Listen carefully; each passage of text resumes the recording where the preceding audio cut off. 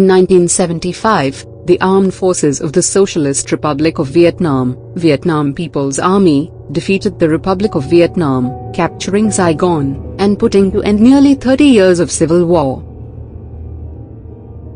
The victory came 3 years after the United States, unwilling to pay the price of continued engagement, left the war. In 1979, the People's Republic of China invaded Vietnam in an effort to punish Hanoi for its actions in Cambodia, and for its association with the Soviet Union. The war lasted a month, with Chinese forces leaving after heavy losses and without achieving any strategic objectives. In short, the Vietnam People's Army has a history of success. Today, Sino-Vietnamese relations are again hitting a low point with escalation of tension due to South China Sea dispute. In this video, we will look into 5 weapons that Vietnam can use to block any aggression from China. Number 5. Vietnam has 11 Sukhoi Su-27 and 35 Sukhoi Su-30 Mk2. In addition to defensive air-to-air missions, these aircraft can strike Chinese land and sea targets with long-range, precision missiles and bombs. The flankers are heavy, fast, and deadly and will be in the front line of Vietnam's defense. VPAF will be able to use its sophisticated flankers to good defensive advantage against overstretched Chinese forces.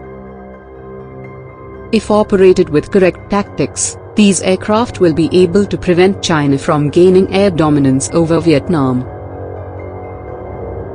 Number 4. Vietnam operates 3 GEPARD-class frigates, and 1 more is on way.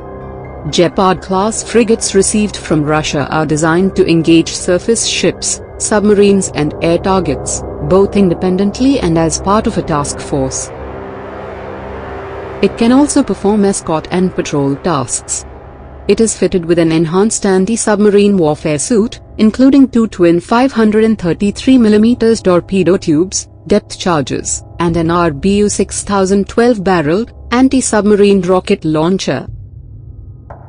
The 1,500-ton GEPARD-class frigates is also armed with the ONYX ship-borne missile system, firing KH-35E anti-ship missiles, a 76.2mm AK-176M gun, and 2 fully automated AK-630M, 30mm gun systems, used for protection against enemy anti-ship missiles. It can also carry AK-28 or AK-31 Helix naval helicopter.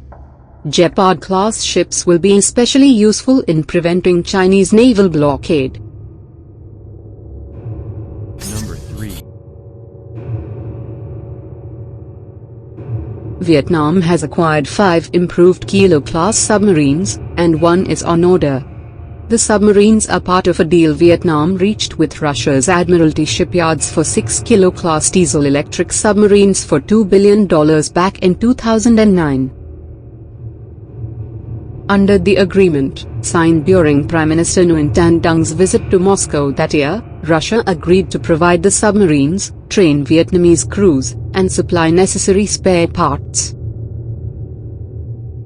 Analysts agree that the PLAN has yet to work out the most important problems with anti-submarine warfare. China's undersea fleet is optimized for attacks against surface ships, not fighting enemy subs. The Kilo-class submarines are considered to be one of the quietest diesel submarines in the world, and are designed for anti-submarine warfare and anti-surface ship warfare. These will enable Vietnam to inflict major damage in case of conflict. Number 2. The PLAAF hasn't flown against an integrated, sophisticated air defense system. Using the Air Force against Vietnam will require the Chinese to suppress or avoid Vietnamese air defenses. Suppression of air defenses are among the most organizationally and individually demanding missions that an Air Force can undertake. The most advanced system in the Vietnam's air defense network is the S-300. It can track and engage dozens of targets at ranges of up to 75 miles. Additional point defense systems can protect the S-300 themselves from attack. Used in conjunction with the fighters of the Vietnam's Air Force, the SAM network would make it very difficult to carry out a concerted air campaign against Vietnam. Number 1. Today, Vietnam can launch cruise missiles from aircraft, surface ships, submarines, and shore-based platforms. This is the most important part of Vietnam's anti-access and area denial strategy. In combination, these missiles could attack Chinese ships from multiple, unexpected vectors in order to overwhelm the shipboard air defense systems. Vietnam already operates the P-800 ONYX surface-to-surface cruise missile, intended for coastal defense. It is a Mach 2.5 missile with a 290 km range and a 250 kg warhead. The ONYX can give any Chinese warship a very bad day. Vietnam had been eyeing BRAHMOS missile for over 5 years now, but the UPA government had been reluctant to give the nod, fearing Chinese objections. China objected to the cell as being destabilizing. Prime Minister Modi and his team of advisors have essentially turned that thinking on its head, concluding that stronger defense relationships with the US, Japan, and Vietnam actually put India on stronger footing in its dealings with China.